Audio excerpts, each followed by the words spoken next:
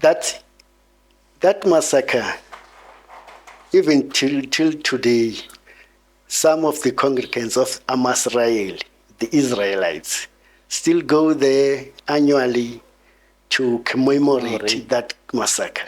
They said it happened in the morning of 24 May 1921. Oh, 1921, yes. Okay, yes. Modern day South African is big mountains. Yes. And then you say you walked from Mthatha? Walk, like actually walk? Walk, yes. Why were you not using transport? I didn't have, no. Actually, at that time, of course, would be dead. I was armed with a bazooka, and I had 4 shells with me, 5 shells with me. The one was already there, loaded. I released the first bazooka, the first shell, aiming at the APC. And didn't waste time. I loaded another.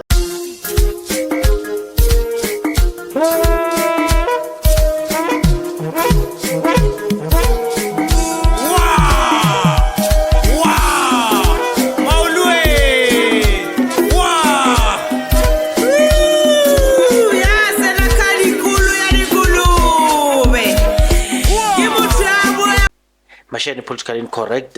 We have Ntate Luthando Dyasop. Did I pronounce it well? Yes, that's right. All right, sharp. Few years ago, I attended this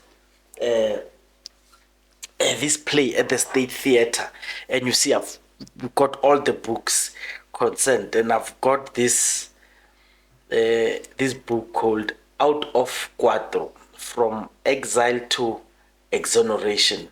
It's a memoir. Dr. Dyasop, before we talk about the book, kindly tell us, who are you, where you from, where were you born, when about was that, and your participation in the struggle of our country. Thank you, Mash. Thank you for inviting me. And I would like to use this opportunity, because it's rare for us to have such ample time to express ourselves. So, yes, I was born in 1958 in Mthatha. At that time it was under Matanzima. Yes, that was actually before it got its self-independence in around 1963. So, my family, my father is actually from a small town next to Queenstown called Whittlesea. Yes, he was actually a grandson of a certain Dyasop who was from Germany. Yes, but this German Dyasop ended up in the Cape to assist the British in those wars against the Xhosas. But in the process, he met my great-grandmother, who was from the Khoi extract, and they had the son, Tom, who retained the name of Dyasop, but chose to follow his mother's lineage, which was of the Gaba clan. So he later got naturalized to be a Xhosa, and then my father was born in 1918, and I was born 40 years later.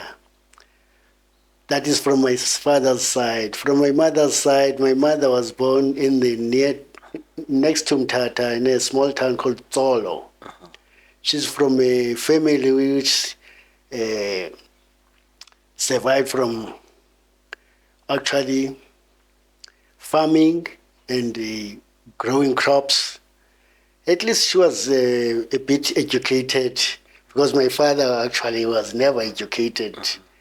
He tells me the story of that in the first day he went to school, the teacher whipped him for, let me quote, a small thing like talking in class. He ran out of the class and went to his mother and reported that, no, they are abusing me at school. And his mother, my grandmother, said, okay, never bother yourself about school. You know, there are many people who have made it in life without school. You can be an orlam. What is that? An orlam in the language of the time was anybody was good with hands. Oh, okay. Yes, because at the time there were orlams orlams were Artisans. Actually, they were people born from the Boers and the Khoikhoi. Yeah, they were the mixed blood. They ended up migrating to Namibia. Oh. But they were good with their hands and were very much helpful in the farms. So anybody who was good with hands, they was in that jingle of the time called hey, you're an Orlam. Okay, thank you. Thank you for teaching us that. So Orlam is an artisan, but you say these Orlams were people who are of this mixed descent, and they ended up going to Namibia. And we do know in Namibia, only the, pastors. They call them pastors, and they proudly carry that name of a pastor. Yeah. And how did you end up in modern day South Africa? You can study to however, from exile to wherever. I just want to understand, how did you end up here and Kwato as well? Yes, okay, thank you. But I want to touch a bit about my background. That's good. Yes. Because, as I say, my father's side is from that part of South Africa, Whittlesea. What is Where is Whittlesea? Do you know where it is? Yes, it is about 40 kilometers from a town called Komani or Queenstown. Oh, yes. In the Eastern Cape. Okay. Yes. What is interesting about this place called Whittlesea is that there's a Shiloh, there's a mission there called Shiloh. Shiloh. Yes. This is a Moravian church mission. Now, within this Moravian church mission, there are, of course, people who were living there.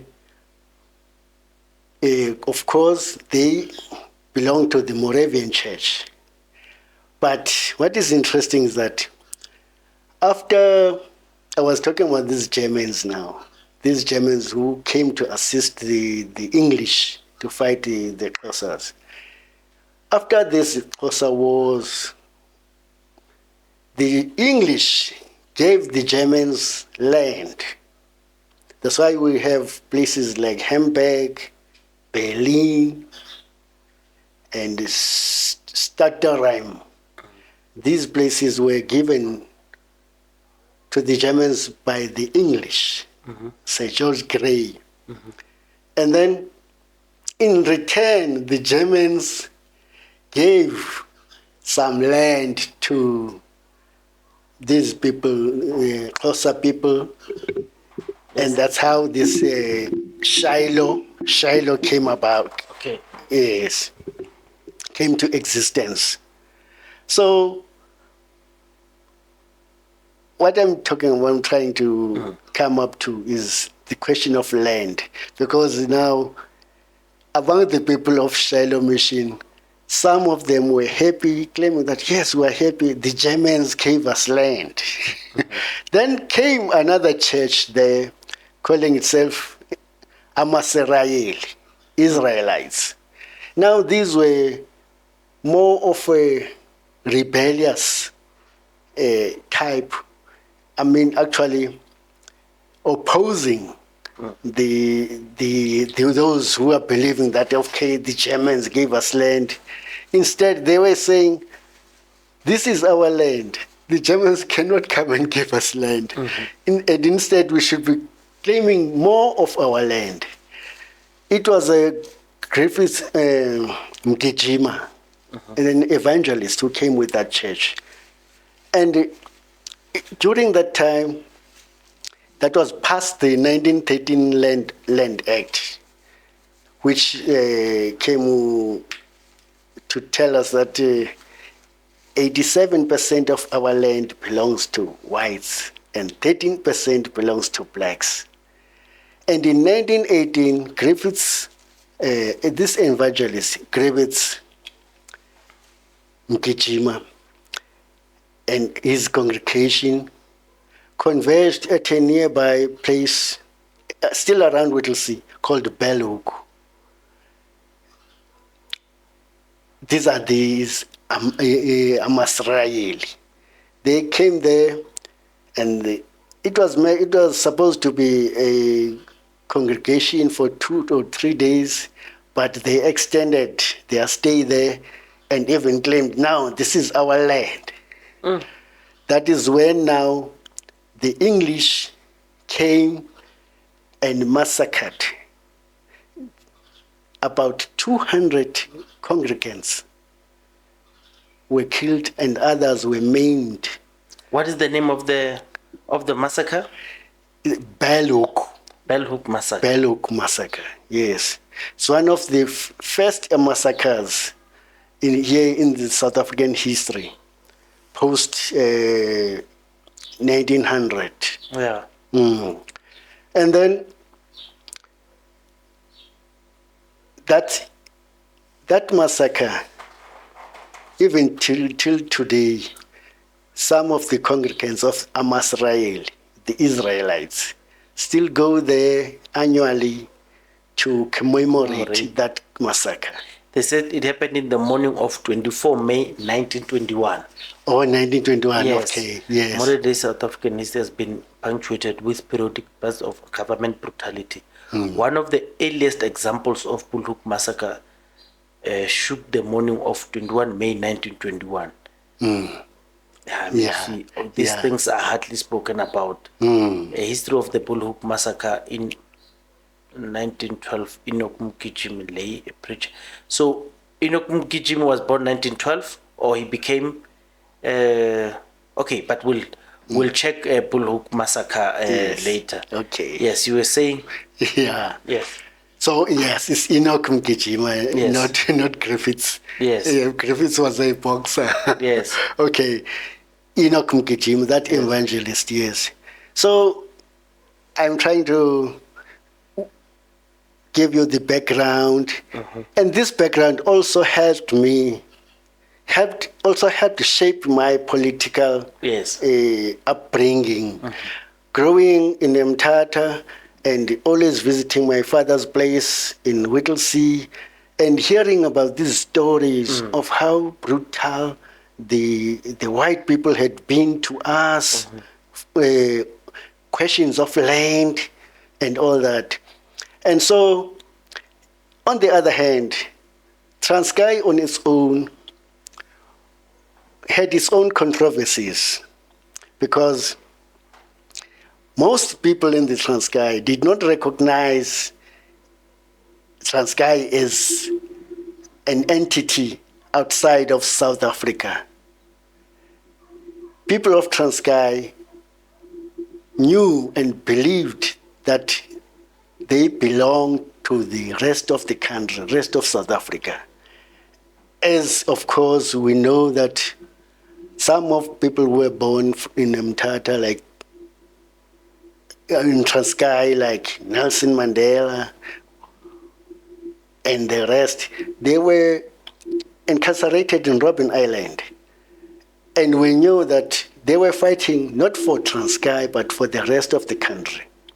So these are these political influences that were shaping me as I grew up in Mthatha. And then personally, I had an encounter which jolted me back to reality. Yes, growing up, I have always been skilled in drawing.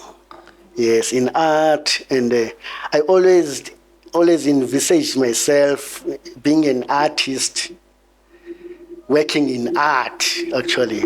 So, but at the time, careers were available for black people where you were either a clerk or a nurse or a police or end up going to the mines, working in the mines. Transkei he did not have any job opportunities, and actually it was a source of labor for the mines in the Transvaal and elsewhere in the Orange Free State. So I was still trying to figure out my future career when I came across a draftsman in town in Mthatha. This draftsman, I was just interested in seeing this work, and then he told me that, you know what, I've always been interested in studying architecture, but it's a faculty not open to black people.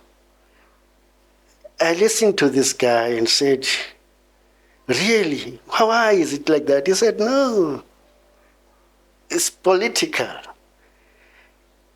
And he told me how we as Africans can develop our own architectural styles to world standards. And I said to myself, but why now? Why does politics enter now, education and all that? And I really, from that day, I started becoming disillusioned with Bantu education. I said to myself, what am I doing with this education? Now that was around 1975. 1975, I was doing Form 4. It's Form 4 at that time, and now it could be grade 11. Yes, the next year I was going, 1976, I was going to do my matric. Yes. So I really got discouraged with the education, and then came 1976, the riots in Soweto, and in our own Transkei, there were talks that Transkei is going to have its own independence. And we knew that it was a sham independence, not genuine independence. And that's when now I was becoming more and more politically in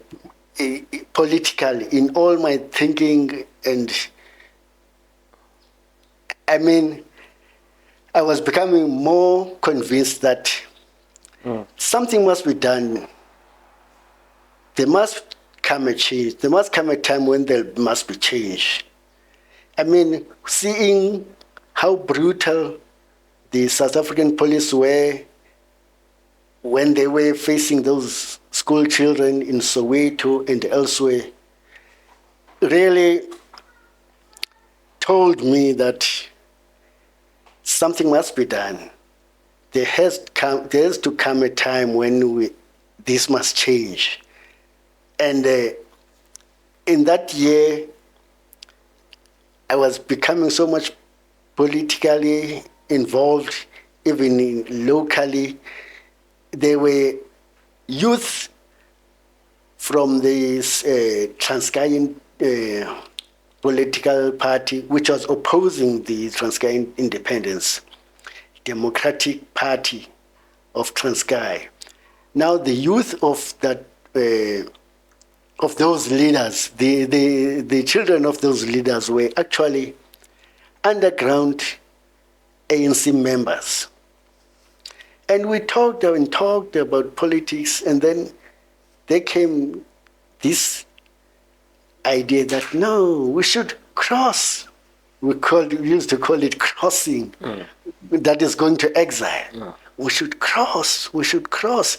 And but now we say, I'm availing myself to cross. Somebody says, no, we should have contacts. Now it's becoming more complicated. And then that's when it was frustrating for me, because I felt ready at the time to leave the country and go to exile. But I had to wait and wait for these contacts who will help me cross to exile. But ultimately, I decided in 1980, I said this was enough. In the intervening years, I had been helping my father because he was a painter. I used to help him. I grew up helping my father during the holidays. If we were not visiting Queenstown, we would be moving around across lengths and breadths of Transkei, painting houses, painting shops, and all that. So in the intervening years, because I dropped out of school, and then I helped my father with painting.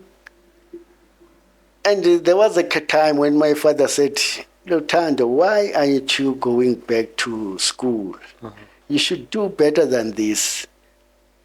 Because he felt that I was not actually, I had a better potential than to be painting houses.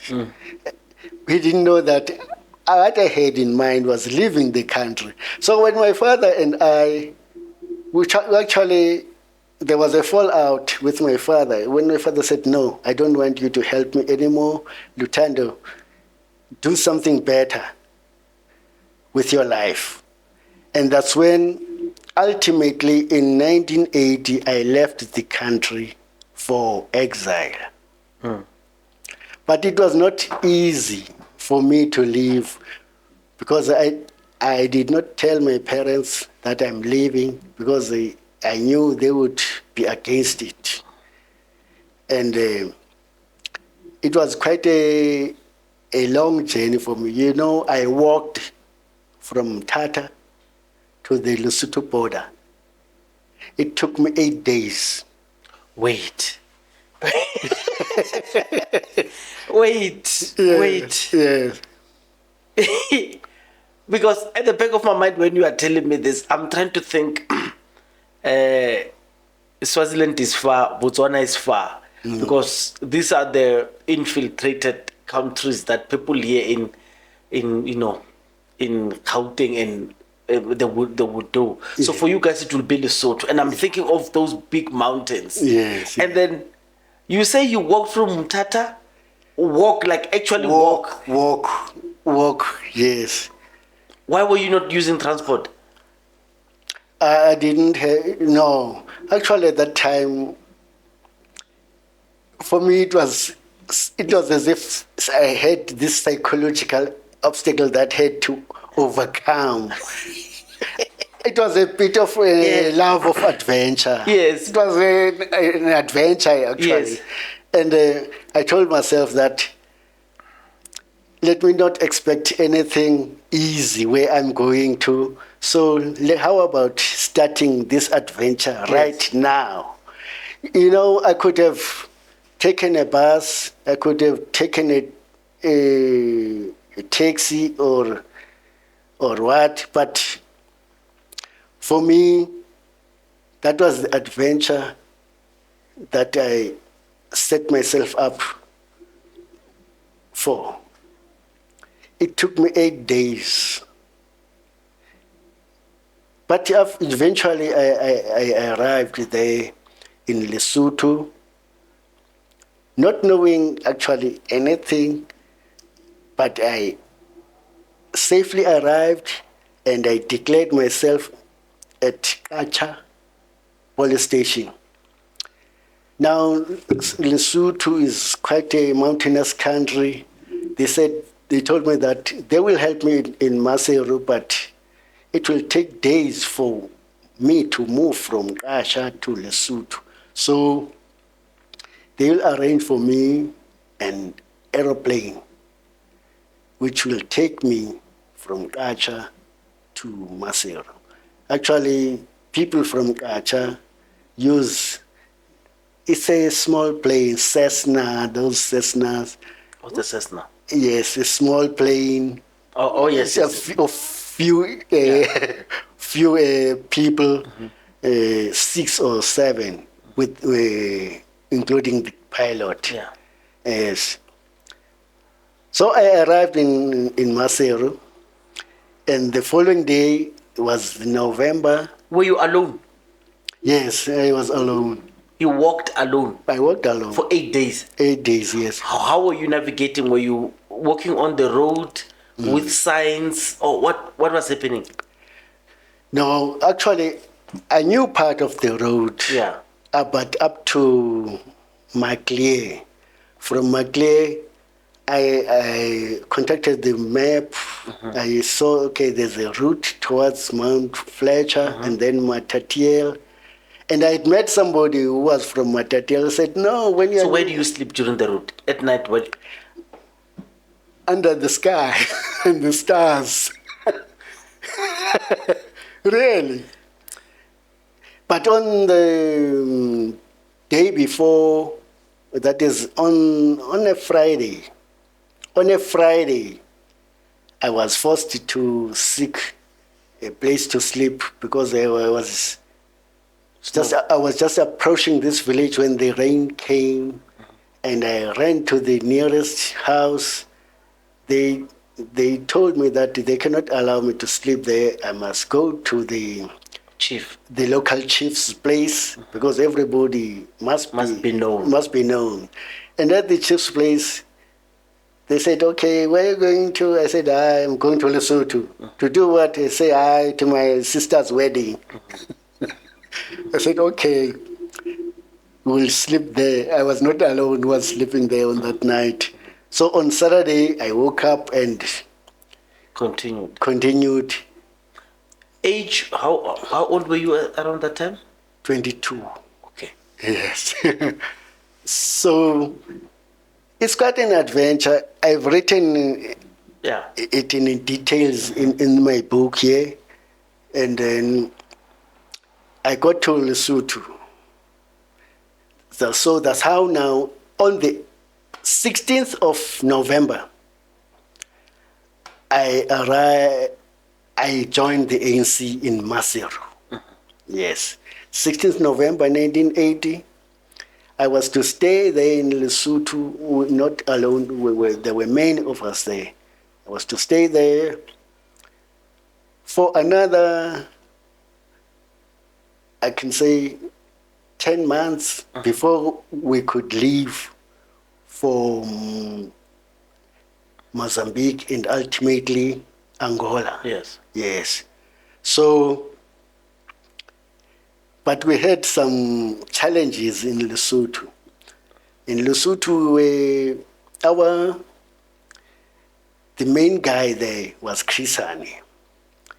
He was heading the region, ANC head of, or let me say, chief rep in Lesotho. Yes. And we were only surviving from the money from the United Nations. I want you to hold it there. We interviewed, if you remember, Chris Hani's daughter, who she tells us about that time in Lesotho. She says when she used to visit there, and some of the soldiers would put her on her neck, and the father would put her on her neck, and then, amongst other things, Dimpo Hani would be amongst the people who would go there. They would go with Chris Hani to come and receive this money that you are talking about from the UN. I can't remember. Do you have any idea, or do you remember that part of the history while you were there? You say when it was in 1980. Yes. Yes, it could be before or after her. We could not. But do you remember anything around that? Did Chris Hani have kids at that time who would come to the camp? Actually, there was no camp there. Yeah. We're living civilian life. Or with the community members? Within, yes. Oh, okay. Yeah, yes. But we, Knew. there were those who were being supported by the ANC. Mm-hmm. Yes. Now, these are the people who came to exile through contacts. You remember I was telling you about that time when I was in Mthatha, Mm-hmm. that when you cross, you should have contacts. Oh. So these are people who crossed to Lesotho, having contacted people like Chris Hani prior going to exile. So for them, life Was in easy. exile was easy. They were known, they were budgeted for, unlike the rest of us who came there unannounced. And as a result, there was this thing that we are not yet being trusted. Oh, Yes. Yes, I understand. Yes. Because anyway, even Christian at the time, he had been having security problems because at one time he was nearly assassinated by somebody sent by the Boers. Yes. But a Lesotho local. Oh. Yes. So there were those security problems. Yes. And security concerns. But did that justify our, we were living literally out of the money we were having from which was 20 Rand a month. We had to budget from this 20 Rand, we had to pay rent. Who was giving you the 20 Rand? This is from the United Nations for the refugees. Yes. It's got nothing to do with the ANC. So we got no financial assistance from the ANC. Oh. Whilst at the same time attending each and every meeting, being told that we are ANC members and that we were having discussions, political discussions with the people, leaders of the ANC. They were actually teaching us the politics of the ANC policies and all that. But after the meeting, they go their way and we go our way. So I want to talk about you guys going your way.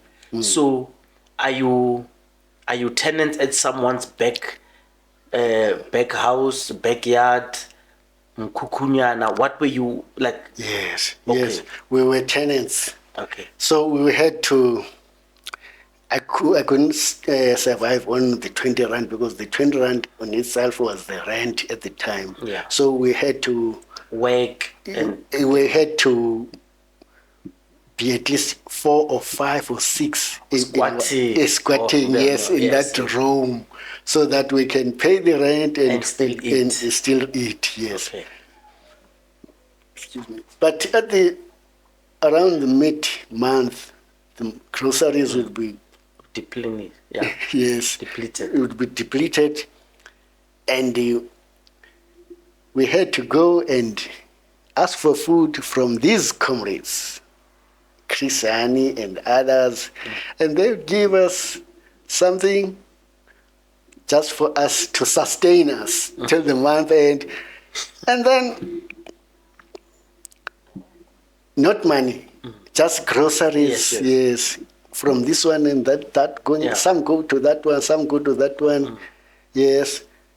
Then,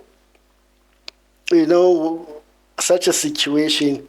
But at one time, I remember in 1981, around March, as we were going to these various leaders of the ANC asking for food and all that, some went to Thozamile Bota's place. Thozamile Bota was from Rebecca, then Port Elizabeth at the time. And he was a activist. Yes, they're in Port Elizabeth. So many of those who came from Port Elizabeth knew him, and he knew some of us. So he would help us from time to time. But in this instance, he's coming from Lusaka. Yes. He's coming from Lusaka. He says, "Hey, comrades, you know what? I'm just from Lusaka. And in Lusaka, they gave me 1 million rands for this region. So don't worry, go to Chris, and Chris will sort you out." Now you can imagine what was going through the minds of those who were listening to this. They couldn't believe that so much money could be there, whilst others were suffering. Mm-hmm. So instead of going to Chris and asking for money or what, they called each and every one of us for a meeting. Hey! So we were there receiving this news. It's good news, of course. And then who must go approach him? Now we're trying to ask who's going to go there and ask Chris Hani. And then any volunteers? There were volunteers. They went there. But whilst they were on the way there, I don't know how this happened. Whilst they were going there, I and my other comrade I was staying with, we left this place of a meeting, and then some were still around there, just talking, Then it so happened that I don't know how all this came to Chris Hani's knowledge that we were holding a meeting. Those we left there were surrounded and taken and shoved in a combi and taken outside to a grave somewhere outside Maseru, and they were beaten up. Are they the delegates who were going to ask for money, or those who were in a meeting? They were in. The meeting was already over. Yes. So they were just around, chatting amongst themselves.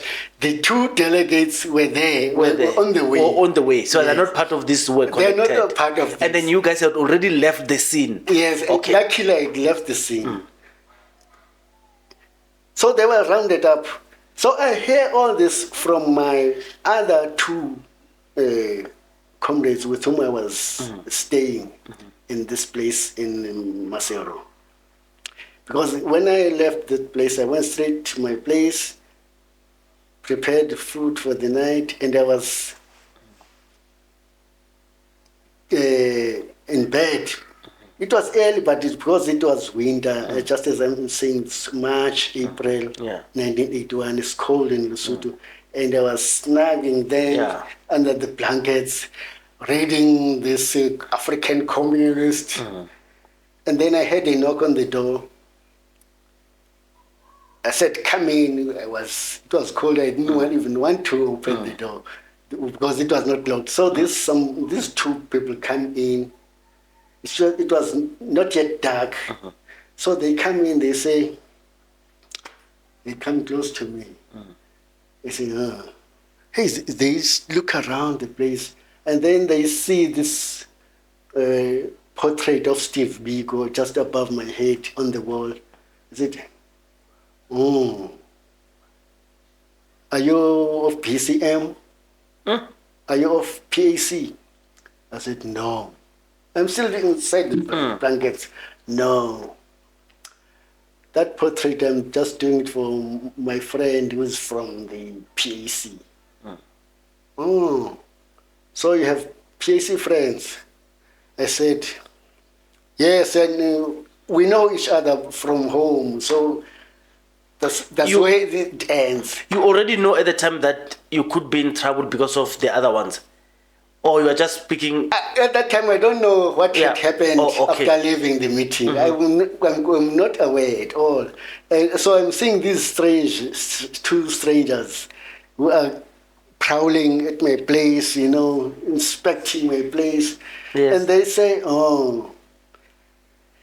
say to me, okay, they leave the place. Suddenly they come in again. They say, your two friends will tell you what happened to them for EXILE ANC. Sure. In other words, these two Yes. have done something they shouldn't have done.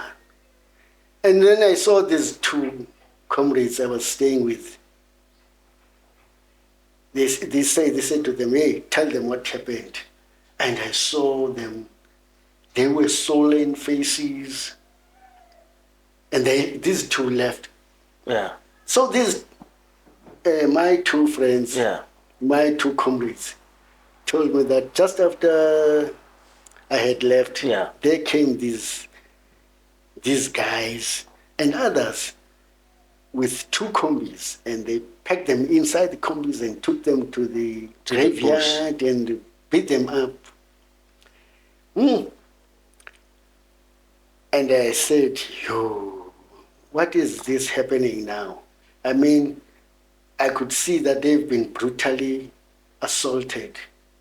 And I became angry and I became afraid at the same time.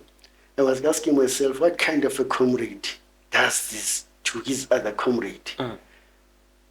I suddenly took out that picture of Steve Biko and simply destroyed it in fear for my own safety. Yes. Since then, after that time, what happened was there was that tension in Lesotho. We didn't want to cross a certain line. We knew that we were at the mercy of these guys and we couldn't leave the Lesotho area because now we are prisoners now. Every move is watched. Every move is watched. So I want to cut you short because I want to run to Quattro. And apologies for that. Yeah. So you are in Lesotho and you are in a very treacherous position based on your authenticities even into question. How do you get to Mozambique and Angola, two Portuguese-speaking countries at the time? Just maybe try to make it short because I want us to discuss Quattro. Yes, okay. So ultimately in 1981, September 5, most of my group, we left and we were taken to Mozambique via Swaziland, and then from later, within a week, we were... By bus or by air? By air, Okay. yes, by air. By air from Lesotho to Matsapa Airport. From Matsapa Airport, we got a plane from Mozambique to fetch us. Then again from Mozambique to Zambia. Another plane from Angola took us from Zambia to Angola. That was in 1981, September. So are you saying the whole trip, it was a one-way connection, or you stayed some time in Swaziland, stayed some time in Mozambique, and then stayed some time in Namibia until... Was it just a one trip, or...? It was not a one trip. From Lesotho to Matsapa and Mozambique. Maputo, it was one trip. Okay. Okay. It was 2 trips, but Okay, one day. in one day. But in Mozambique, we stayed about a week. Okay. Yes. And then from Mozambique, we went to Angola in one day. Yes. Though with a stopover in Yeah. Lusaka, Zambia. Okay. Yes. Actually, I can say I was happy to leave Lesotho. I understand. I said to myself, wherever I'm going, it should be better than Lesotho. Because Yes. I would be entitled to 3 meal, Yes. something which was rare for me in Lesotho. Yes. And I was so happy landing in Angola. And then we didn't take time. By December 17, 1981 is the day we started our training, military training, in a camp called Hojiayenda or Kamalundi. That was in 81, but early in 82, we evacuated the camp and went to Gagolama. We went to open the Gagolama camp. Yes. Not far away, but within the same province, Malanje province. Yes. The training went on. The training we had started in Gagolama, in Hojiayenda, was continuing in Gagolama. And then we finished the training. I was amongst those who were shortlisted to undergo a training for a specialized anti-air gun, surface-to-air missile rocket launcher.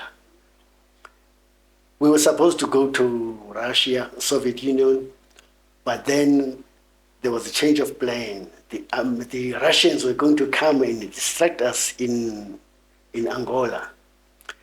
So it was a secret. This training was very secret. We went to a camp called Gashito, which is also a secret camp, because that camp is where soldiers who are going to be deployed inside the country, given that they are being prepared, their last camp before being sent to the country. Yes. So within that secret camp, we had our own secret base, so that these others couldn't see these Russians coming in to instruct us about this secret weapon. Yes. Within 3 months, we had finished the training and the revision of this gun, and we're just ready and willing to be deployed inside the country. But what happened was something else. We were just taken one afternoon, whilst we were just relaxing, we were told to pack each and everything in the base and load it in the trucks, as we are now going to the Eastern Front to assist the Angolans in fighting UNITA of Savimbi. So it was just like that. Yeah. And by midnight of that same day, we were on the trucks headed to the Eastern Front. By morning, we had arrived in the Eastern Front, and we were joining the others from various camps of Mkondo Sizwe in Angola. What I must highlight is that at the time, there were many of us who were languishing in the camps, with actually doing nothing. And this is something that has been going on for years. And this led to the frustration amongst us that, hey, if I can, being deployed inside the country to fight the system, apartheid system, was equated to winning a lottery. Serious. People will say, hey, China, wafethu, China. China is this Yes, just to win that thing. Just to win that. Hey, guys, just to win that. Just to be sent home to fight. Everybody was eager. But we were being told that, wait, comrades, we are still preparing you. The situation inside the country is not yet ready to be engaged. Yes. So we had to endure that frustration of languishing around the camps, doing nothing. So when this opportunity of fighting Savimbi came, most of us accepted it with both hands. At least now I'll be useful somewhere. That's around 82. That is now 82. Let me check. This is now 83. 83, yes. This is around towards the end of 83.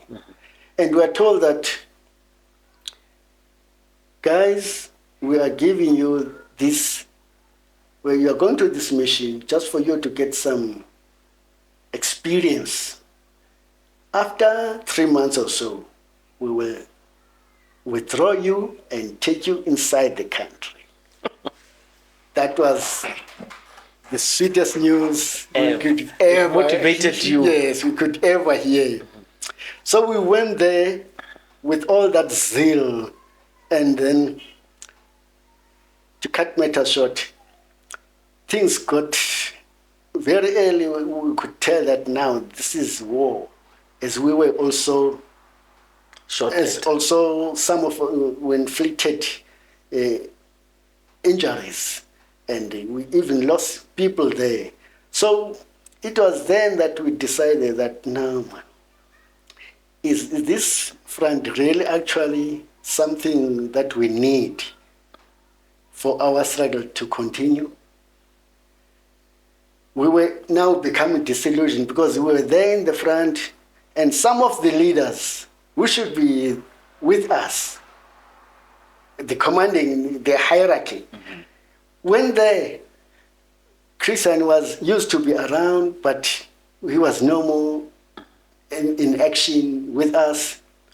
And then hold it just for perspective for me and the listener. So when you left Maseru, how many were you, and was Chris Hani amongst you, or he left first or he came later? In 1981, when I left the country, we were around. We left in groups. Yes. But I think we were around 30 or 40. Yes. Yes. Those were going to the army. Some were going to school in Tanzania and elsewhere. Yes. But we left Christian there. So it was around 1983 early when Christian left Lesotho and was deployed around Zambia. Yes. So he was no more in Lesotho, in Maseru at that time. Okay. He was now within the headquarters in Zambia. Yes. And then another one, the choice of going to exile for school and going to exile for military training. Yeah. Was it a choice you make yourself, or it was given to you? No, you're not forced. It was something out of you. Okay. Yes, you chose to go to school, or I remember some were even encouraged to go to school because of their age. Yes. But then you find someone saying, "No, I'm going. I don't want to go to school. I want to." Yes, there I must tell the truth. It was out of personal choices. It was a personal choice. Okay. Yes. So, coming to this Eastern Front, now what happened as we were there in the trenches, now facing this daily challenge of being attacked by the UNITA, we found out that the local people of Angola actually were not favoring our presence there. They did not like our presence. To them, it was maybe due to our presence that UNITA was attacking them. Oh. You see now? Yes. It was a matter of dealing with people who are less politically Yes. acknowledgeable. These people didn't know anything about politics. Our internationalism and whatnot that we've been taught resulting from the... What languages are they speaking? They are speaking Kimbundu. Kimbundu. There's in the north of Angola, they speak Kimbundu, and then in the south is Mbundu. Simbundu and Kimbundu. Yes. Okay. Kimbundu and Kimbundu. Okay. They are in the south. Mostly people there are pastoral, agricultural people. But in the north, there are people who there were industries there. Yeah. So in the south, is where this UNITA is based. Yes, their support comes from the south, whilst in the north or in the central part of Angola, the support is that of MPLA. Okay. The problem with Angola is that we thought that we were supporting these people ideologically because they are a socialist oriented country. But in actual fact, these are people who are fighting a tribal war in essence. In essence, they are using their tribal identities. So as a Mbundu, you should support Savimbi, and in Kimbundu, you support MPLA, the ruling party. So they were more tribalistic than political ideology. Than political ideology. That's why now we're having a problem with the locals who saw us as the cause of this encroachment from UNITA, fighting, killing them, and all that. And then it was, without a support from the people, you are fighting a losing battle. And that's why now we came to realize that, guys, sooner or later we're going to vanquish here, one by one. But how about if we rather die inside the country rather than dying here?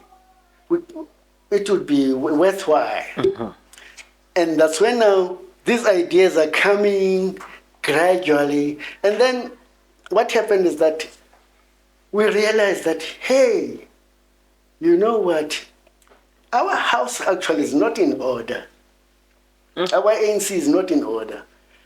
Since 1969, there's never been any national conference where leadership is elected democratically. And it's been years now.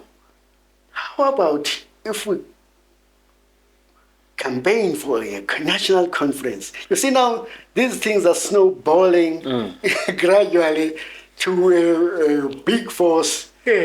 That's when we decided that we're doing away with this Eastern Front, and the only way of dealing with this Eastern Front is by being disruptive. So we were shooting in the air towards the end of 1983, shooting in the air, calling for attention so that the locals can report to the ANC headquarters that, hey, your people are troublesome, yes, are rowdy, do something. They came there And this, Chris Hani came with Comrade A and others. They said, hey, we're here, you are complaining. That was Who's around Comrade December.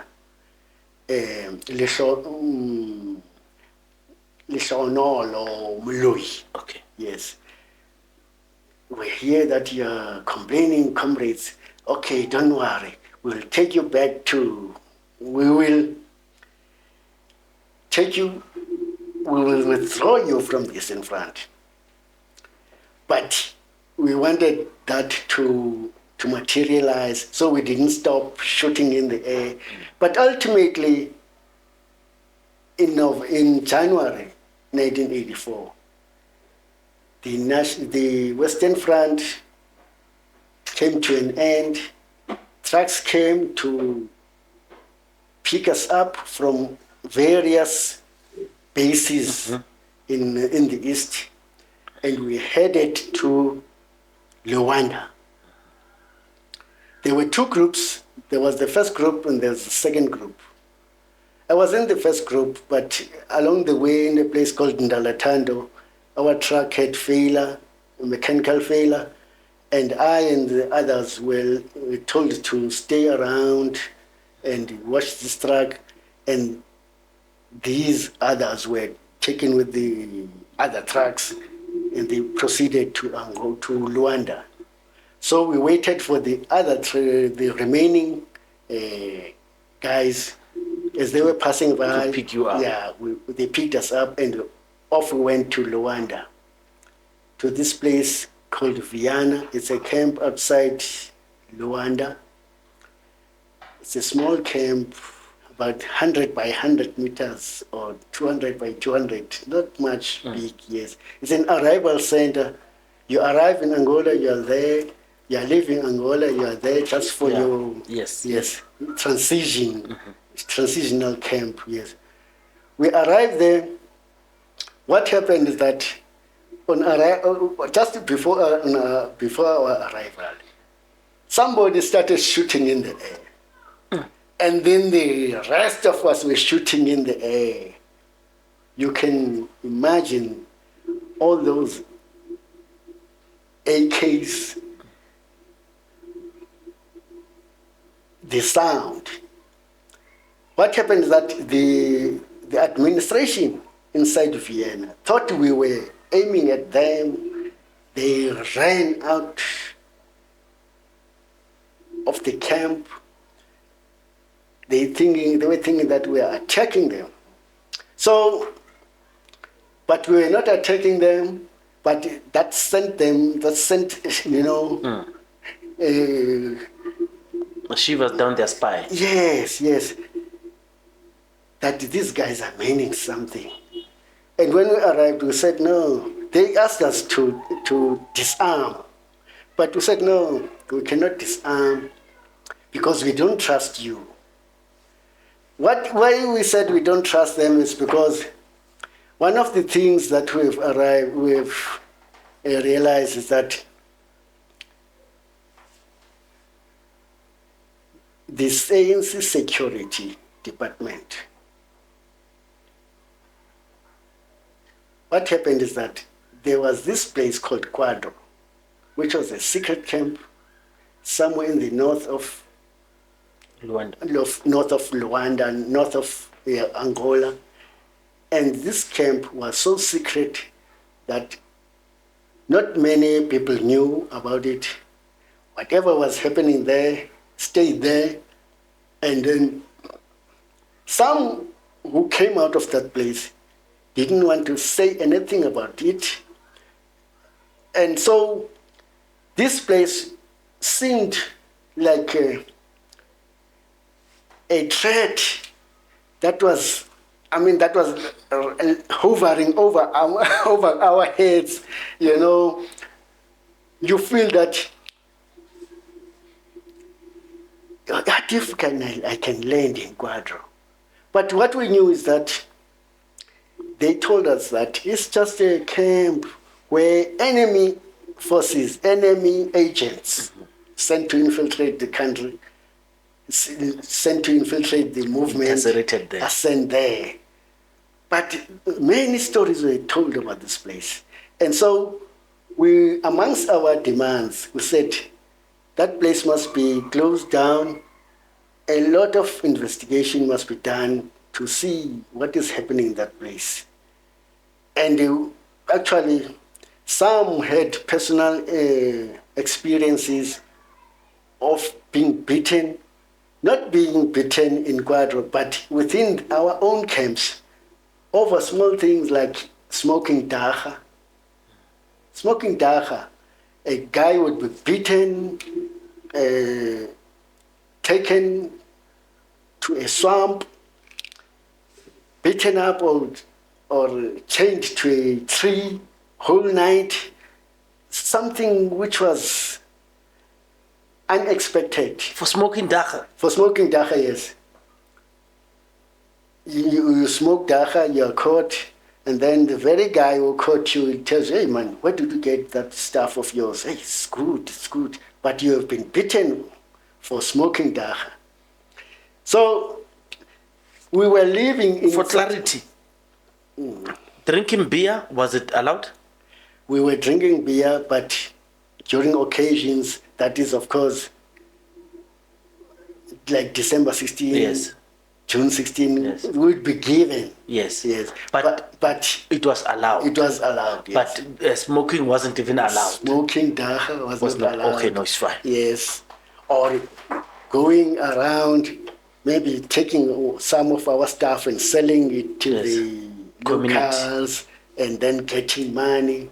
You'd be punished. Disciplined for that. Yes. But now, it is the punishment that was harsh, which was the problem.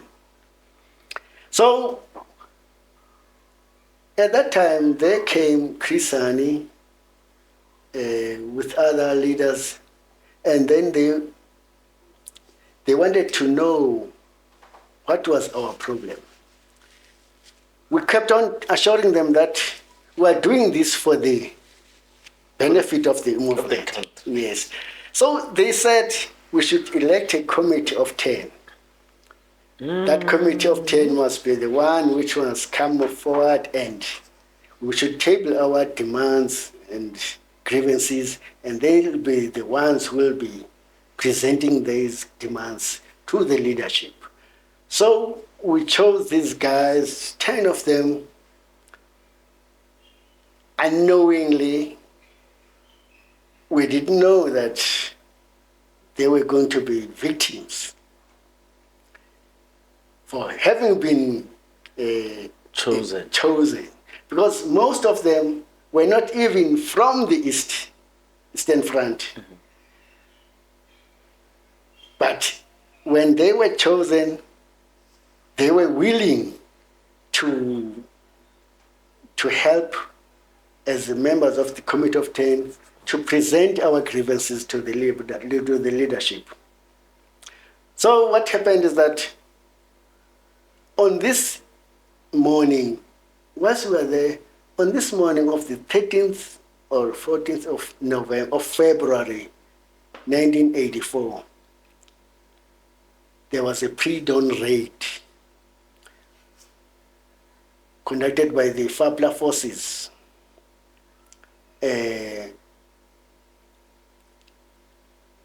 at our camp, Vienna camp. We were still asleep. They came, they surrounded the camp. But unfortunately for them, somebody heard them coming from afar, and he alerted us by ringing the bell, alarm bell. Gang, gang, gang, gang, gang, gang. In other words, it tells us that we are being attacked.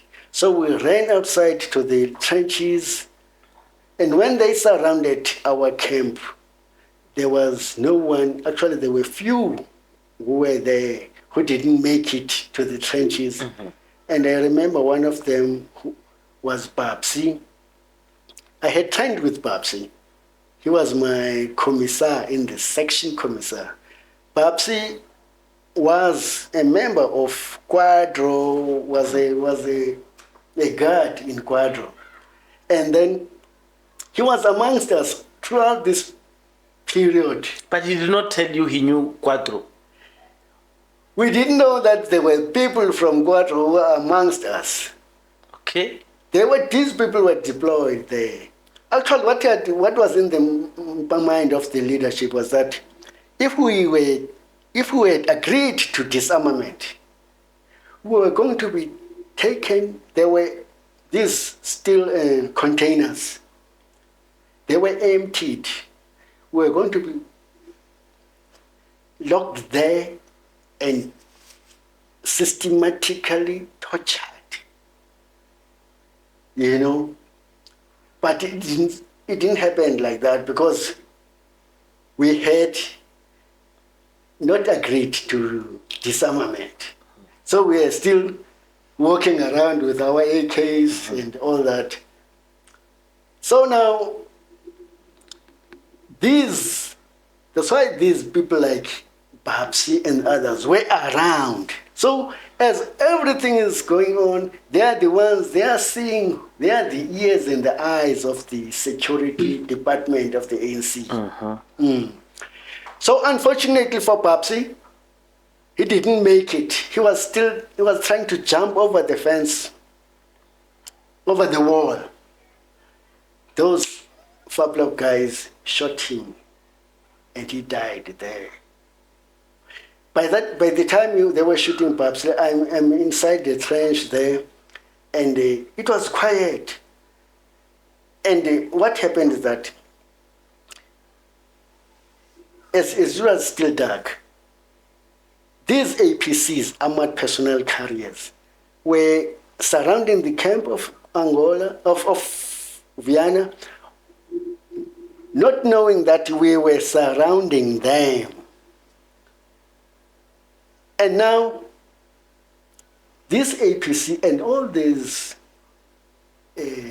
soldiers were about 20 meters from us in the trench. They were looking that side, we are right here and they're back. We didn't know what to do.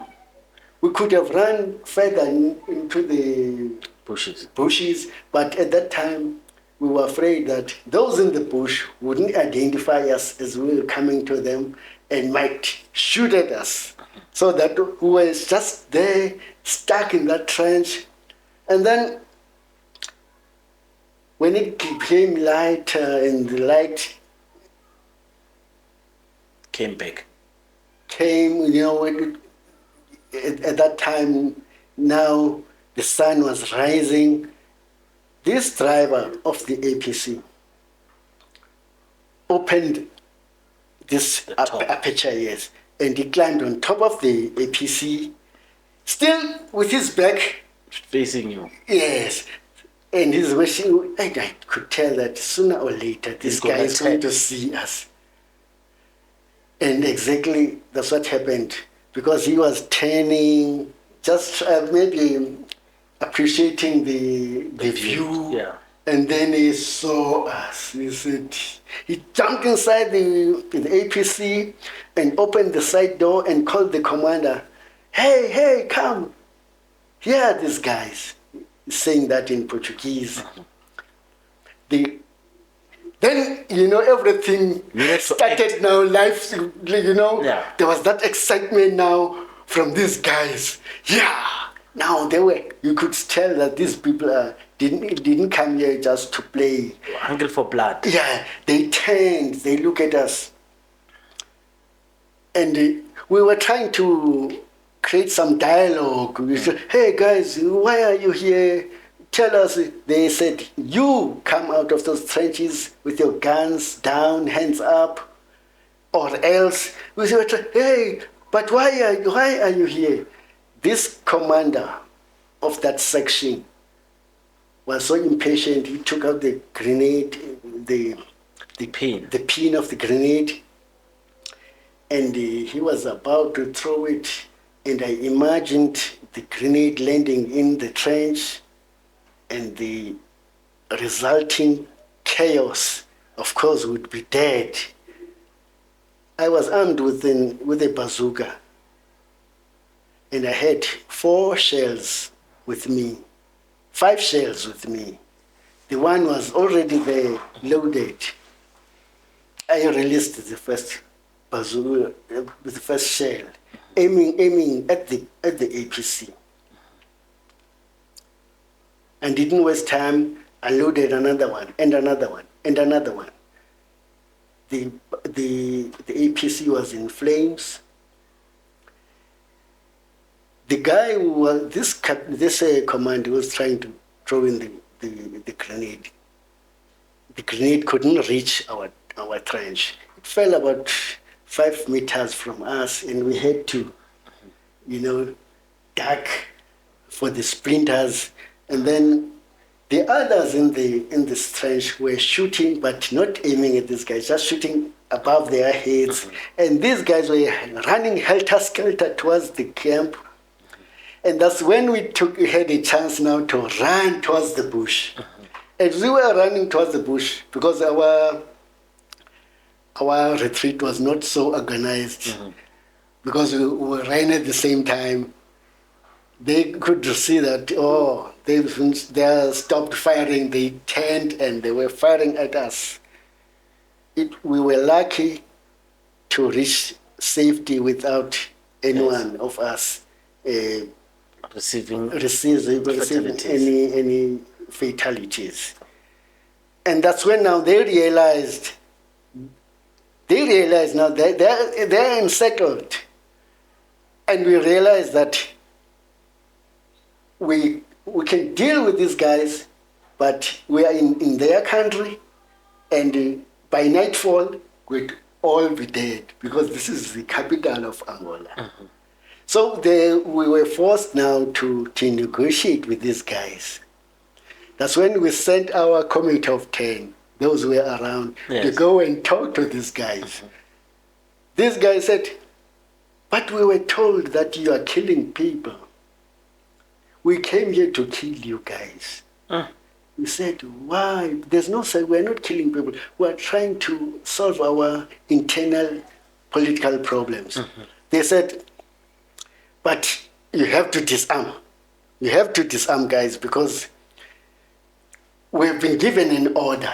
You can feel for a commander who's been given such an order to annihilate, and then he fails, and he comes back and reports that those guys are still armed. So he was begging us, guys, please, just disarm, at least disarm. We said to him, okay, how about you disarm the rest of the ANC here in Angola, or especially here in Luanda? So they said, yes, we are going to disarm all of you. So we disarmed. Yes. Right, like just like that. And hoping, we were telling them, guys, don't leave us here. Please provide security for us. Don't leave us alone. We have these guys, security department of the ANC, which we do not trust because of their record of dealing with anybody who is dissenting, dealing with anybody who is trying to say something that the leadership might find distasteful. So please provide security for us. They agreed. They stuck around. The Angolans now want to protect you. Yes, we're asking them to protect us. Against the ANC. Against the ANC leaders. They agreed. They agreed on condition we disarm. We disarmed, and then we were yes, hoping that these guys will provide our security. Of course, they did on the first day, second day, and the third day. They left us to the mercy of the ANC security, and that's when now the ANC leadership came, and they said, John Dise, was there one morning with a list of around 26 people. These 26 people include the 10 members of the Committee of 10. The Committee of 10 had 2 women. These 2 women were never in the mutiny. Unfortunately for them, we had elected them. Okay, do you remember these 2 women? Yes. Are you at liberty to share their names? Kate, and the other one is Mama Wu. Are they combat names or their real names? I have them in the book. As combat names or real names? Real names and Combat names. combat names, yes. Okay. Yeah. So among these 26 people, 10 were these Committee of 10. Committee of 10, and the 16 others. But my name was not there. Mm-hmm. One guy I was with in that trench was in that list. And I knew why. This guy had made a blunder of taking my bazooka and going around parading, claiming that he's the one who shot the APC. Check. Yeah. Just think over it. He goes around claiming, yeah, I'm the one who shot. Because it was a heroic, it was a heroic action. Yes. Yes, I'm the one. He said, hey, Mbeko, yeah, Mbeko did it. And I said, Mbeko, this is what he's doing is stupid. But I didn't want to... Yeah, to raise an alarm. So Mbeko was taken with the rest to, not to Quadro, in a national prison, in state prison in Angola, in Luanda. Mm-hmm. Their first destination, all of them, was that place. That place is meant for hardened criminals and UNITA rebels who had been captured. Prisoners of war. Prisoners of war, yes. Now, I was free and we were taken to north, to a camp called Pango in north. Now, Pango is close to Quadro. It's just it's like from here from Pretoria to Midrand. So we were there.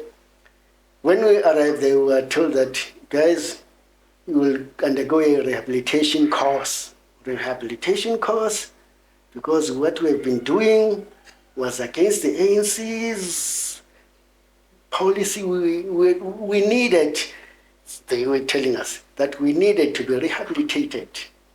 So there we were undergoing this course. Soon later, there came members of the Stewart Commission, which was to investigate the causes of this mutiny. They came to our camp in Pango. They told us, guys, we can't interrogate all of you or interview all of you. We have a list here of people who would like to hear from. But anyone else who would like to add or is welcome. So there we were, and the first name that came up was my name. My name in exile was Chauke Mange, my combat name. Chauke Mange, and I knew immediately that they found out who shot the APC. And I could tell from looking at them that I knew that they knew. And they knew that I knew that they knew. Yes. That they found out that I'm the guy. There was that pause before they could call another person's name. But there we were we told the commissioners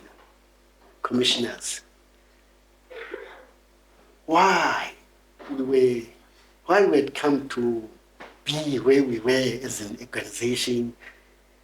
There was that genuine outpouring from all the members. Even those who were not called in that list, they came forward and said, but let us also contribute. This is why this and this and this and this. We have problems. We have problems of this nature and this nature. Of course, not only military, but political problems, which we find that our organization is no more. We said we would like to see a microcosm of a future society of South Africa existing whilst we are here in exile. We can't expect a different society in South Africa which we never saw here in exile. Let us see that microcosm of a future social society in South Africa here in exile. And we would like to see democracy in practice. They left us. 2-3 days later, there came one security guy in the camp who said, I should come with him. We are going to South Africa. I'm going to be deployed in South Africa. I was to be with other 2 guys. They said, yeah, China bafethu, China. That lottery. You've won the lottery. Yeah. You've won the lottery. You're getting what you came here for. Yeah, you've won the lottery of fighting the. Just imagine, you've won the lottery of fighting the enemy. And I said to myself, I won't fall for this. I said, no, you see, there are many of us here. How about taking some of somebody else, man? I don't feel like fighting the Boers. Yeah. This guy got angry, And I was training with this guy. Naledi is his name. Naledi, he was trying to be nice, coming to me. But when I said, he had a mandate. Yeah. When I said, no, man, Naledi, man, find somebody else. Hey, Chauke, why do you make my job difficult for me? And I knew. Yes, I'm not he's got a mandate. I'm not going anywhere close to South Africa. I am ending in Quadro. And I said, no. Now everybody's asking, hey, Chauke, how come Fetu? Why don't you want to go and fight the Boers? I said, you can go there. You can volunteer to go there. Yes. I don't mind. I don't feel like fighting the Boers. Yes. Just then, I felt it was time now. I let everybody know that actually it's not like it seems. The truth is that I'm the one who shot the APC. And these guys are not taking me nearer to the front. They want to deal with me. And everybody was shocked.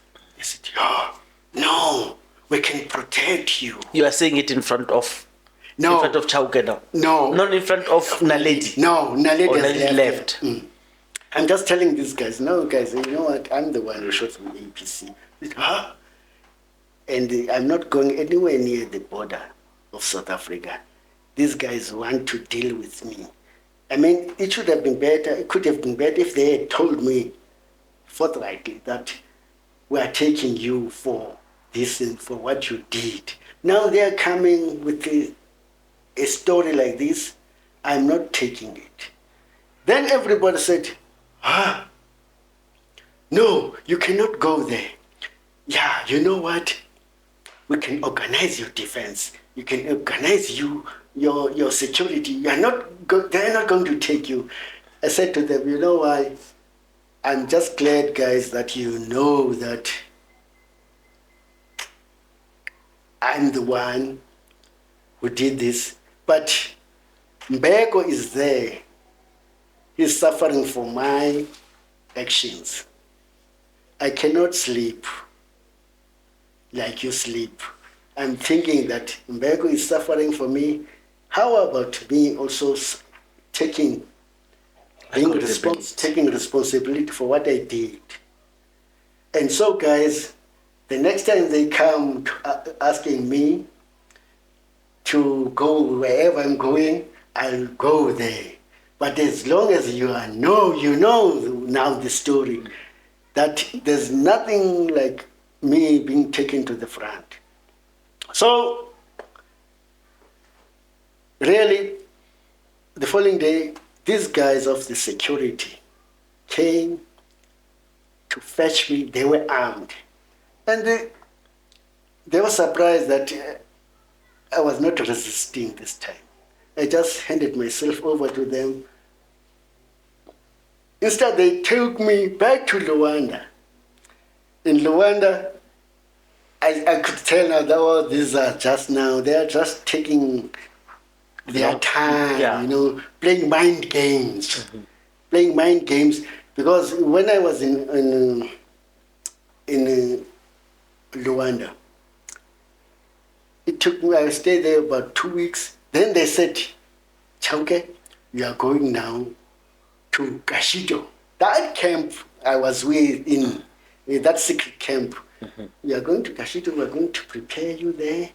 And then the van that was supposed to take me to Kashido, which is just nearby Luanda, went all the way to Quadro, and I landed in Quadro on that day. It was in April 16. Now this is 2 months after the others have been inside. And what happened is that some of them were now being transferred. Is it still 1983?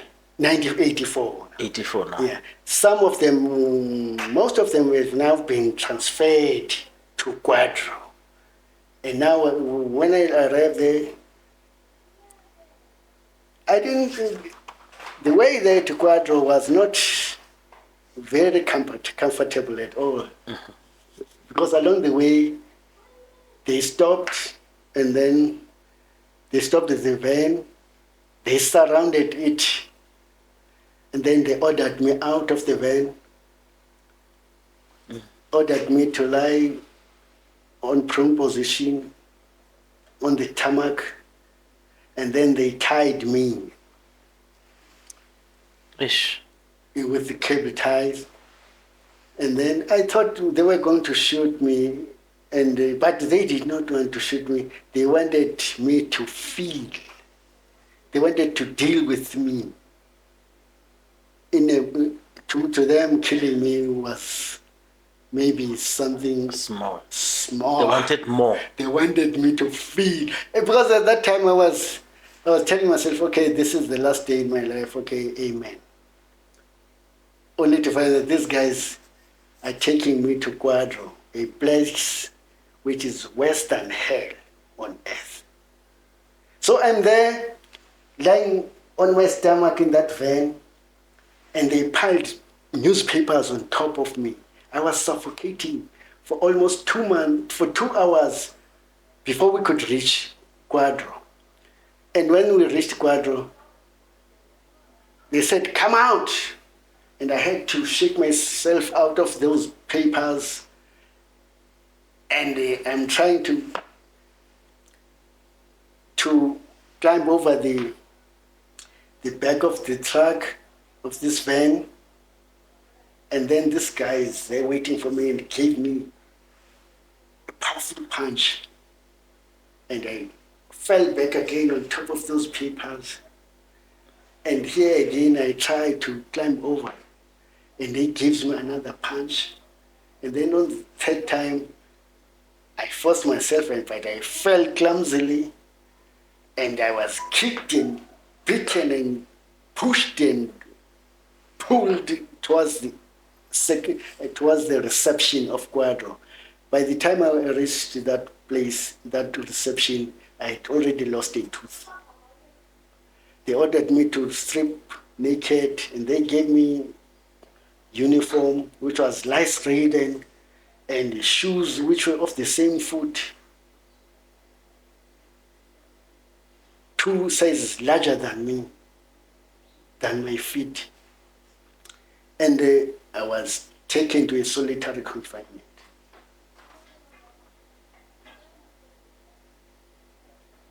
This guy who takes me to solitary confinement, he tells me, if you want to leave this place, you must come, you must knock on the door. I will take you to the admin and we'll talk, and then we'll see what we can do, how we can help you. In the morning, I knocked at the door. This guy takes me to the admin. When I get to the admin, some of these guys, I know them, are familiar faces. I say to them, okay guys, why did you bring me here? I would like to know. I'd like to know why you brought me here. And one by one, they left the office, and in came two guards there, and they paneled me, beat me to pieces. For the question or for requesting to go home, to be freed? I'm asking the reason why I'm brought to Quadro, because I want to know why I am here. Mm-hmm. They didn't answer me. They beat me. They left the office, and in came these 2 guys, and they beat me. And was given a lot of papers to write my biography.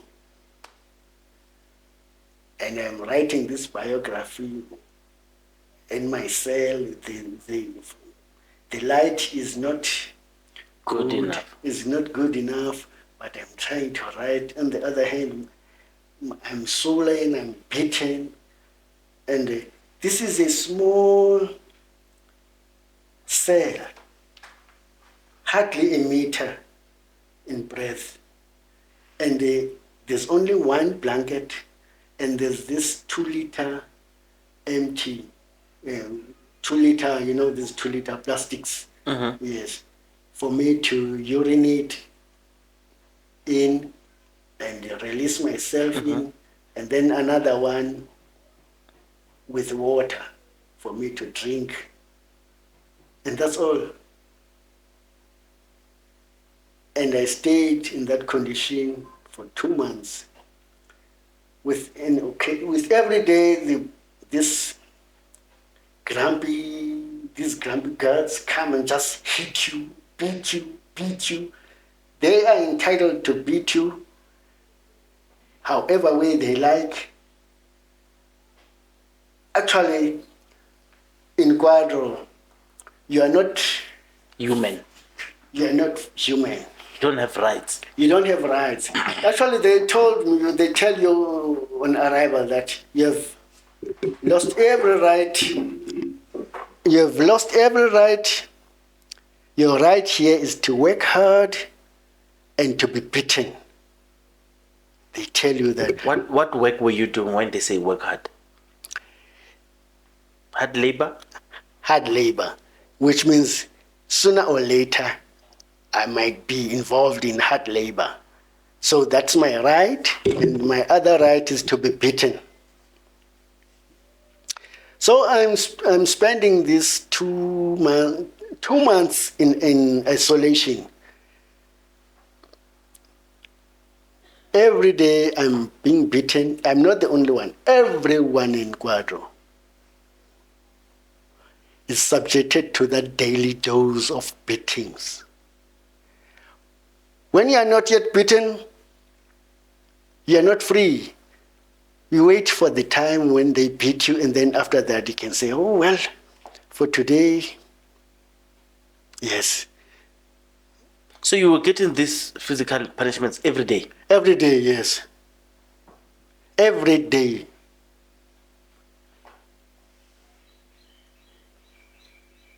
Not once, but at least once you are entitled to a beating.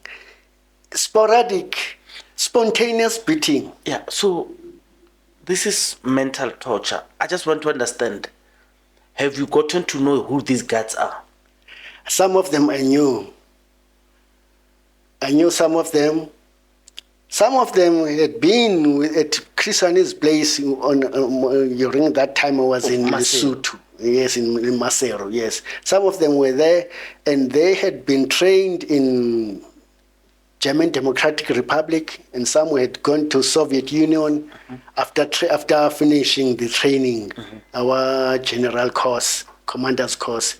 Yes, they had been sent there, and now they were back, and they pretended as if they don't know me, Well, they were doing what they were ordered to do, So, those people, do you now know them by name? I know all of them. Are they still alive? Some of them were not alive. And what happens in political cycles when such are being attributed? The reason I'm asking you is we were in Soweto, in Jabavu, at an MK Mkhonto Wesizwe party, the Jacob Zuma's, and a lady stood up. She went to the podium.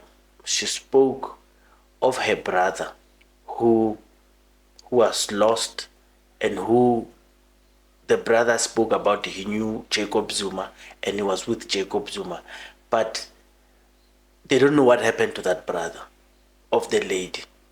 So the reason I'm asking you that is the TRC is here and people keep going forward. There are people who know what other people's relatives went through. But the more the months, the more the years keep, the eyewitnesses keep dropping and they leave us. What happens with such? Do you feel like you're a snitch when you need to talk about, because there are families who are waiting for such stories that you guys have? And I can imagine maybe in the ANC you are not seen as a hero, you are seen as a snitch. Just make it understandable for us who are civilians. How does it make you feel, and what stories do you know? The people who are in the camps with, those who are still alive, when you talk to them, what do they say? Some of them, of course, were few and Scattered around, and more especially of the detachment that was involved in that so-called mutiny. So those I met, actually, some of them are afraid to come forward for their own safety. The mutinies or the perpetrators? The perpetrator, I'm talking about the ANC security. Yes, I don't want to say police, yes, because security police was apartheid. The ANC security guards. Amongst you yourself as the alleged mutinies, do you know these people by name?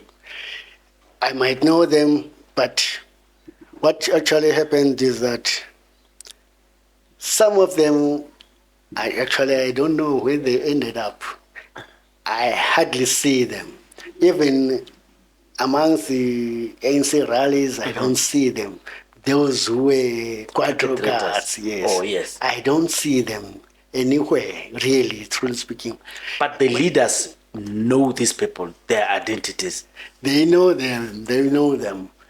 But which leaders are you talking about? Because now these leaders, we have now a new crop of leaders in the ANC. Yeah. Those old guards who were in exile, some of them, okay, let me say the immediate commanders in the camps are also, some of them have passed on, some of them I don't know really. It seems like everybody is hiding from the public. I don't see them anywhere. But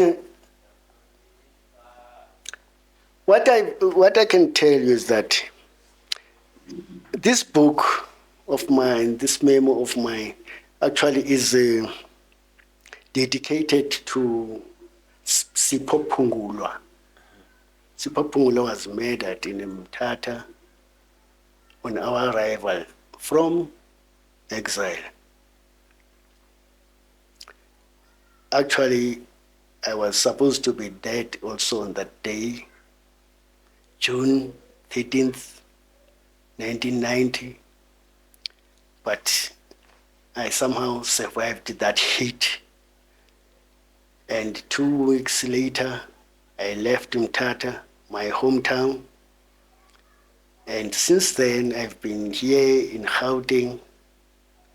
So I've been here by default, actually. Yeah, you ran away. You were a refugee here. I was a refugee because I no more felt safe in Mthatha because I had gone to the local police to report this. And I told them that this heat on us was orchestrated in the ANC offices in Mthatha. And I was prepared to point these guys who plotted. I don't know who plotted it, but I know who executed this. Yes. I could point them. So there was a matter of 2-3 days, nothing was happening, and I told my sister, I have to leave Mthatha now. I am not safe here. The next thing that will happen is for these guys to come and finish me off, and then it will be case closed.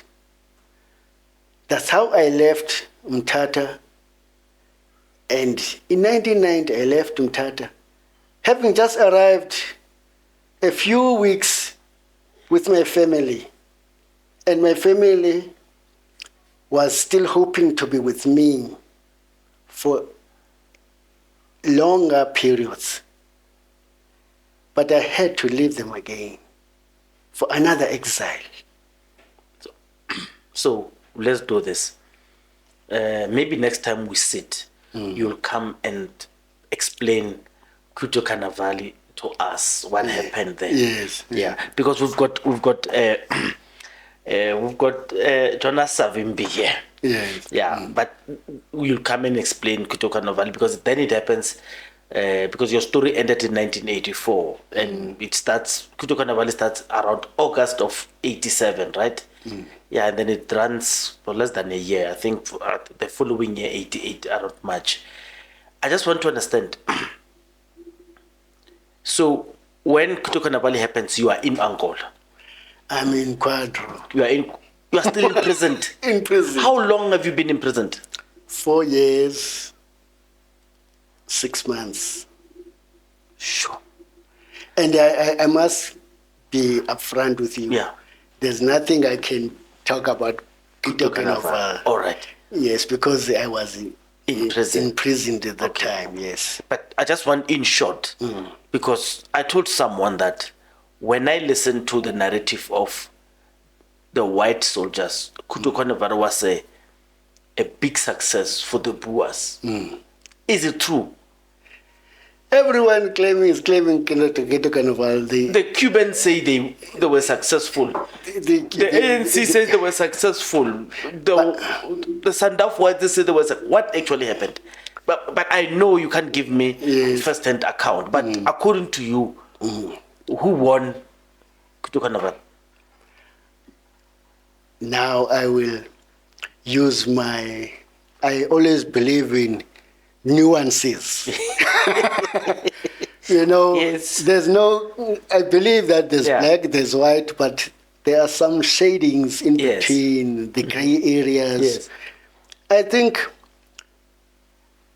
Kuto Kanavali was destined to be the final battle, but whether they liked it or not, it was at a time when everyone was tired. Everyone was tired. The East was tired. The Soviet Union was losing its credibility among its own people because of the lot of money they were pumping to this. Namibia wanted independence. Angola, ANC. Yeah. all these proxy wars Yeah. were costly to the Soviet Union, and even the Eastern Bloc was crumbling. There were, in Germany, the East and West Germany, the Berlin Wall was, people were literally crashing the wall. So the East was on its back foot. On the other hand, the West was also not in a fit condition. The South African, the Boers, who were also in Namibia, Southwest Africa, occupying Southwest Africa, the economy of South Africa at the time was shrinking, and the economic sanctions were battering the South African economy. So you see now all these forces which are converging in Kitchenerval, fighting there. These, let me say, in a chessboard, these are pawns, but in the rear, the rears are not in a fit condition themselves. So somehow the East and the West, fortunately at the time, there was this guy in the Soviet Union who came with perestroika and glasnost, Gorbachev. Gorbachev is the one who now came with innovative ideas that my Soviet Union needs your West. We should trade and all that, because he was seeing that since that Stalinism had been the way of life in Soviet Union, the people of Soviet Union were not making any advances technologically or even in aesthetical things like cars, clothes. Everything was so much backward. So he wanted integration with the West, working together with the West. Okay. So he was a blessing to the West somehow. And on the other hand, some in the Soviet Union bloc didn't like him for his ideas. All right. And let me just finish this. Yeah. Because at the time, this now comes at the time now when there are also talks Yes. in the ANC and in South Africa. We have been hearing about these talks with the Boers. It was in exile. And then really at that time, what happened is that in the solution of the Namibian political problem, the conditions that were there were that the ANC, the Russia, the Soviet Union, the Cubans have to evacuate. They have to leave Angola. The Boers in the south have to leave the south of Angola and leave Southwest Africa so that the people of Namibia can determine their future. So there we were, left with nothing else but to leave Angola. And where did we go? We went to Uganda, right in the central part of Africa. And at that time,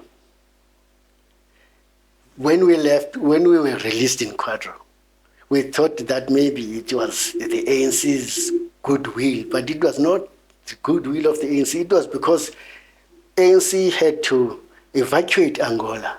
So we were taken to Tanzania. some of us in Quadro were taken to Tanzania. And there we were no more soldiers, we were just civilians. But what I'm trying to drive at is that with MK, Mkondo Sizwe, driven out of Angola to Uganda, which was very much far away, it was going to be difficult to launch armed struggle inside the country. And I'm very much, I dispute the idea that we could have launched the struggle. Why did people say, why did the ANC stop the armed struggle? We could have fought from Angola, from Uganda, when we couldn't fight from Angola, nearby Angola. So I think people should be honest at some time, more especially us from exile. I hear people saying, yeah, Hani died because he didn't want us to stop the armed struggle. Let us be honest. We couldn't launch the struggle. We failed in nearby Angola. We couldn't launch it from afar. And then, by that I don't mean... So in short, I want you to say, so people that don't misquote you. Are you saying there was reluctance for South Africa? Okay, there was reluctance from the ANC, Mkhonto we Sizwe, to fight SANDF. There was reluctance. Were they afraid or they did not have? Once you were in a position of power, they did not want to fight. There was no will. I'm talking from... Take me for example. I left the country, like I was saying, I walked 8 days. Yes. And I crossed that border of Lesotho, untrained, unarmed. Now, how come now it was going to be difficult for a trained soldier to leave the bases in Angola and enter South Africa, when that same old soldier had somehow maneuvered. You know, let me just cut to the chase. There was infiltration within the ANC, and more especially in the frontline states, Mozambique, Botswana, even in Lesotho. Guys would be ambushed by the Boers on entering the South African territory. You ask yourself, how did the Boer know that at this time and this place? Coming. Yes. Like I'm saying, I was in that camp Kashito, which is the final preparatory camp before being deployed in country. We would talk there amongst these guys. We knew them in passing.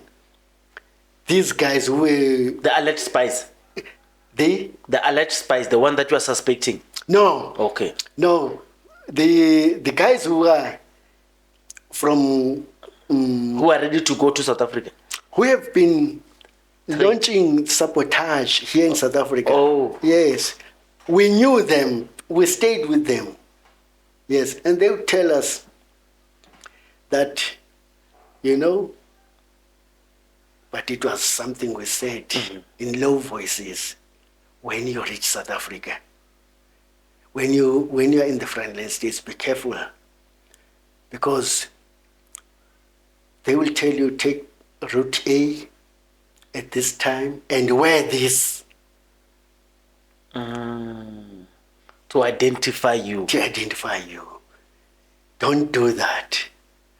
So those who didn't do that, they survived. And they called them back.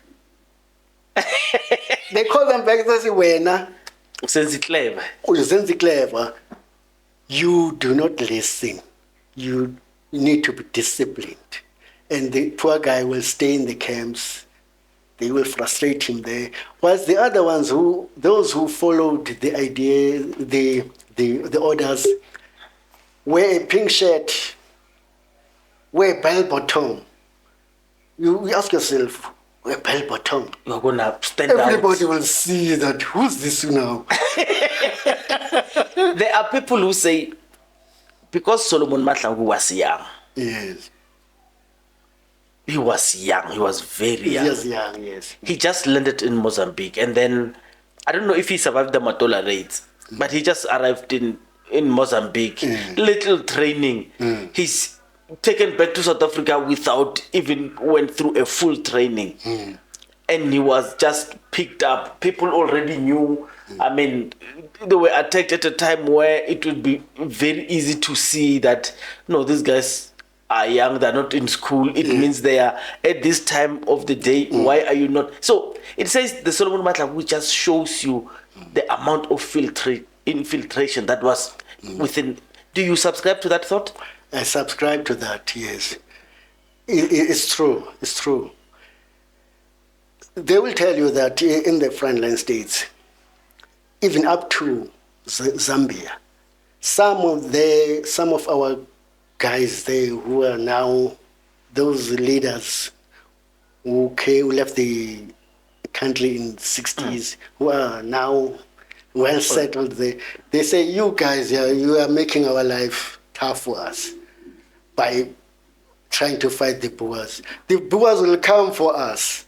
So, which is true. You know, Yes.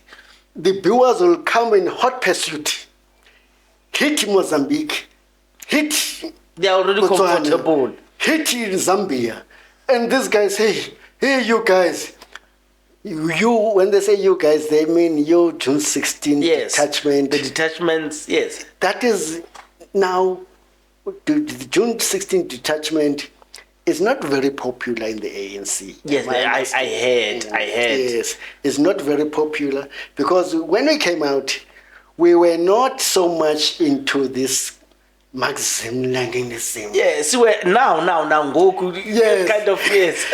And I mean, even politically, Yes. we did not ascribe much to. We were now enforced to learn this Marxism-Leninism. Most of us believed in. We came out at the time of black consciousness, Yes. black power. Yes. Steve Biko. What do you think all that. happened to Tsitsi Mashinini? Tsitsi Mashinini. I think Tsitsi Mashinini, I don't know what really happened to him, but he didn't stand a chance with the ANC because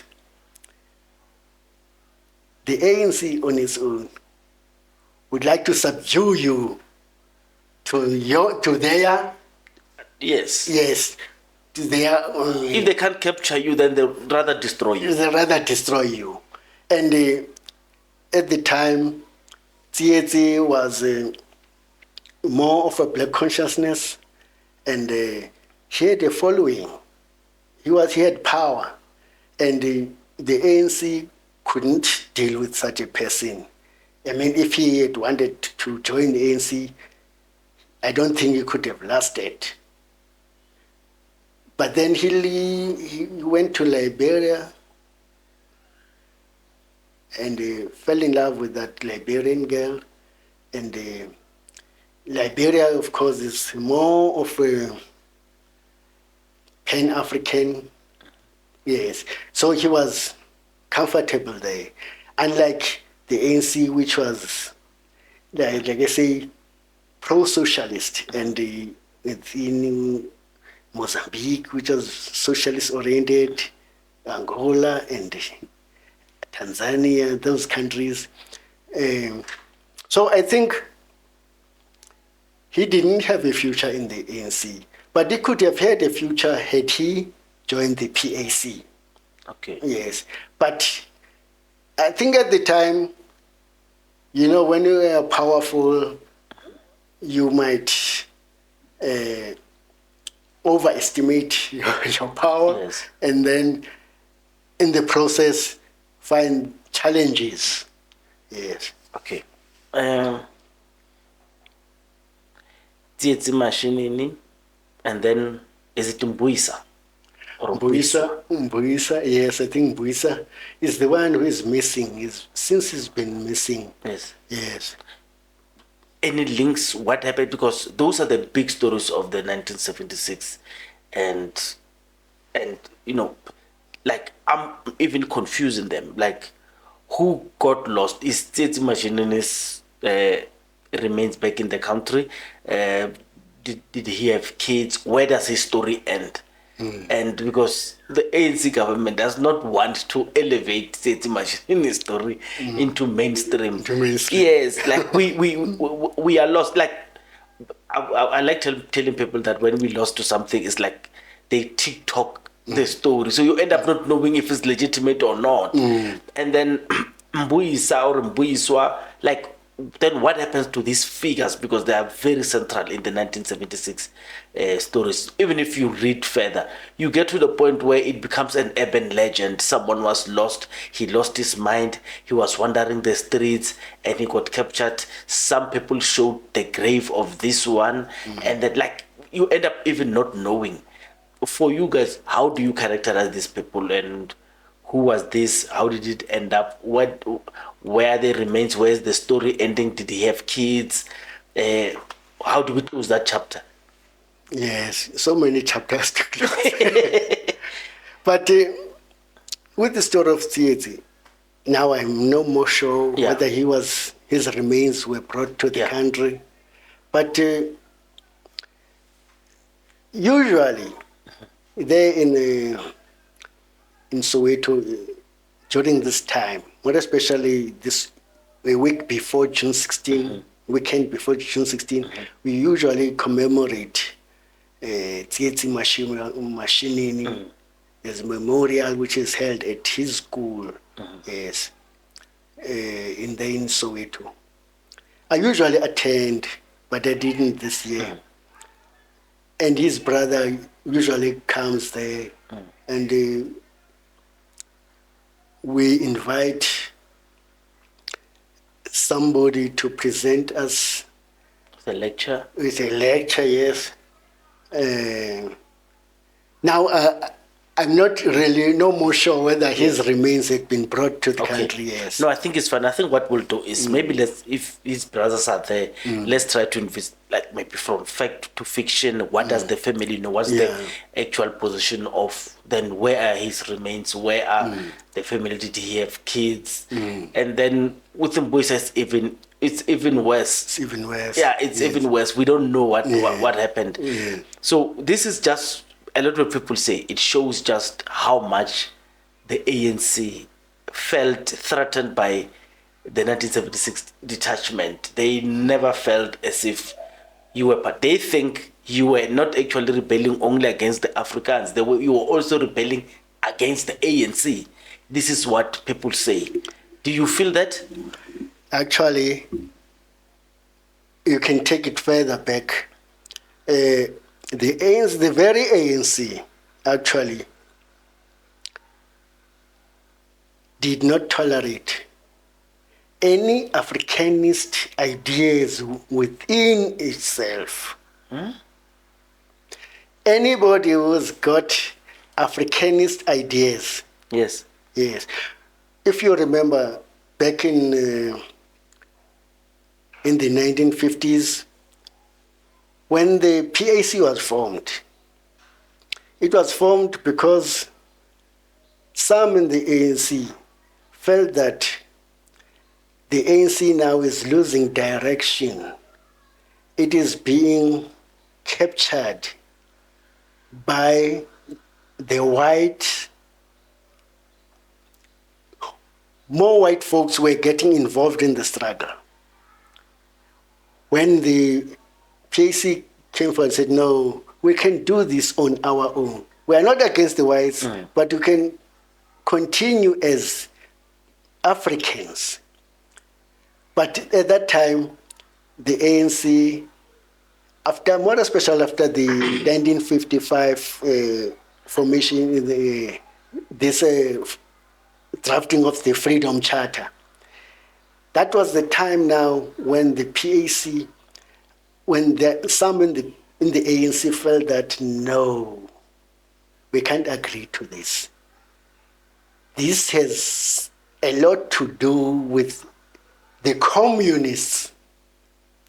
The Communist Party had been banned in 1950 and had been banned. Yet it was before that it was called CPSA, Communist Party of South Africa. Then later it revived itself and became the South African Communist Party. So during that time of banning, it was working within the ANC, and some people in the ANC were seeing this encroachment of the communists within the ANC and were not happy.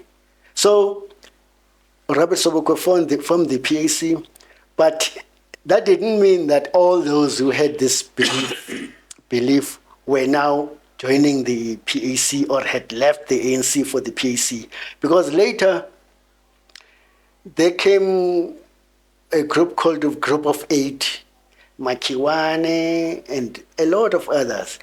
These people, still within the ANC, their views were that, no, man, there's a lot of this. Don't want to say white, I want to say communist influence. Communist influence within the ANC. So now, this is very much important. Yeah. You must accept communist influence in the ANC or out. You see now, we are coming to the June 16 detachment in 76, with the ANC having gone through this period of rooting out any Africanist ideas within the ANC. So in closing, the last one is, how do you get to be told that everything is fine, pack your bags, then you are going back to South Africa? Were you already out of prison at the time? No, actually. Try it in 1 minute. Yeah. Yes, you are already out of Quadro at the time, and then how do you get told it's over, guys? South Africa is done. We are going back home. How did that happen? It was not like that. But what happened is that I and some of my former Quadro prisoners, Yes. we felt that even in Tanzania, we were not. There was going to be a time when we'd be imprisoned again. Oh. Serious. It's all in the book. Yes. So I'd like people to read this book. Yes. By the way, please tell them, as you before we forget, do you've got a name, or do you've got somewhere they can get the book, or do you want to give them a phone number? The phone number of the sales where the book is found. I think yes, I can Give phone number. I do have some copies. Okay. Around 20 copies. All right. Because I think now it's no more available. On public. Yes. You know what I want to do is, do you want to give us the phone number? Yes. Or how do people get hold of you?